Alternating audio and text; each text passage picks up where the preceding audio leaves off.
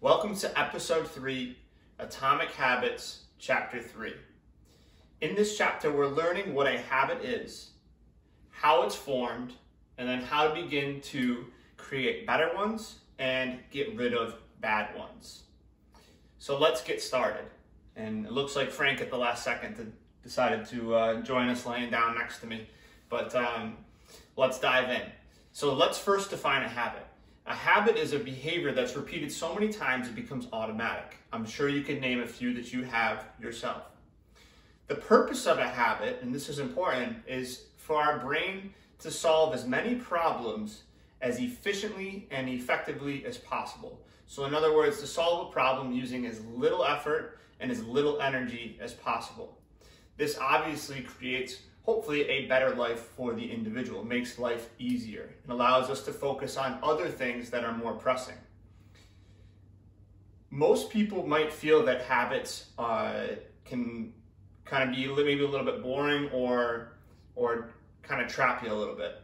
But the reality is habits really equal freedom, and habits create freedom. So for example, the better habits that you have with money, for example, and saving, investing, etc., allows you to travel more and do the things that you want to do. You're rewarded because you've saved that money to then buy the things that you want to buy.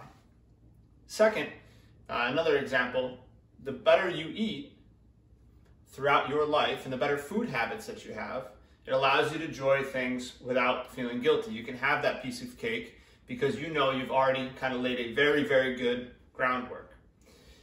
Having good exercise habits allows you the freedom away from disease and injuries. Allows you the freedom to go run around and do things with your family. So habits create freedom, the good habits. Let's go further now. How is a habit formed? So let's bring out our whiteboard here. And we have the habit loop.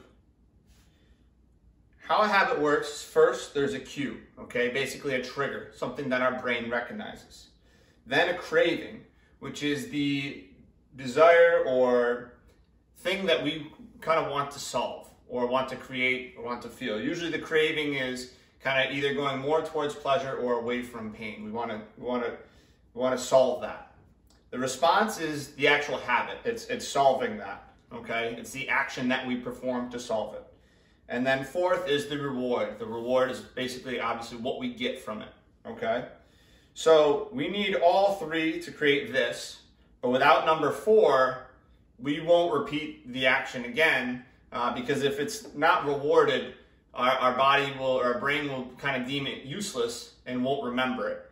But if we're doing things that multiple times and there's a reward each time, our brain's going to remember that and want to do that again and again and again before it becomes, again, automatic. So let's get into some real life examples of how this habit loop works. Okay, we walk into a dark room and want to see. The dark room is the cue. The craving is wanting to be able to see. The response is flipping on the light switch, and the reward is being able to see.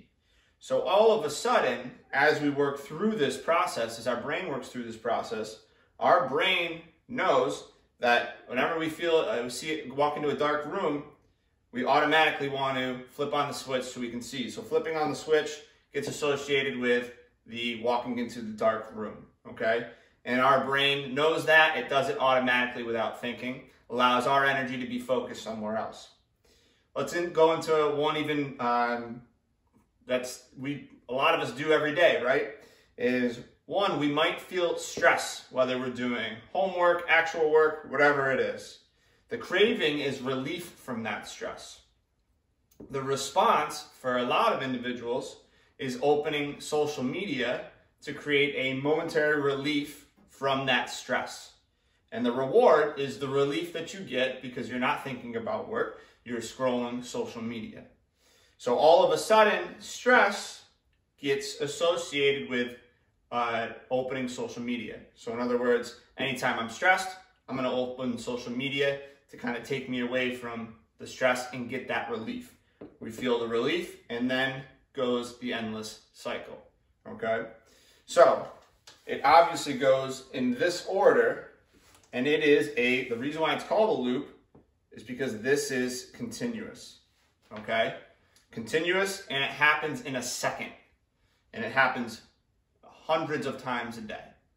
So we have to make sure that we don't get caught in this loop if it's a bad habit, or if it's a good habit, let's make sure we keep creating this loop. So we're going to start to learn how to create better habits. And again, get rid of the old ones or the bad ones. So a cue, if we want to create a better habit, the key is going to be making it obvious, okay? The craving, the key is going to be is make it attractive, all right? The response is going to be make it attainable and doable, easily doable. And the reward should come, okay? We want it to be exciting. The same can be used to break down a bad habit.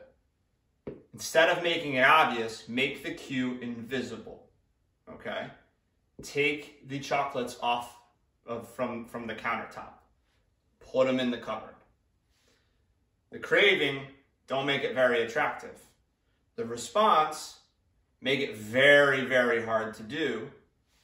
And the reward, make it very undesirable. Okay? Make it into something that's negative. So if we can start to do that with better habits and bad habits, okay, the inverse for the bad habits, we can start to create better lives for ourselves. It's important, and this takes work, it's important to note that this takes work, okay? It's not easy, and we have to do it over and over and over again before these things become automatic. So let's create freedom by making good habits, making this loop work for us, not against us, with our long-term and short-term goals. And let's enjoy that freedom that comes from it. Very good, guys. I'll see you guys for episode 4 next week.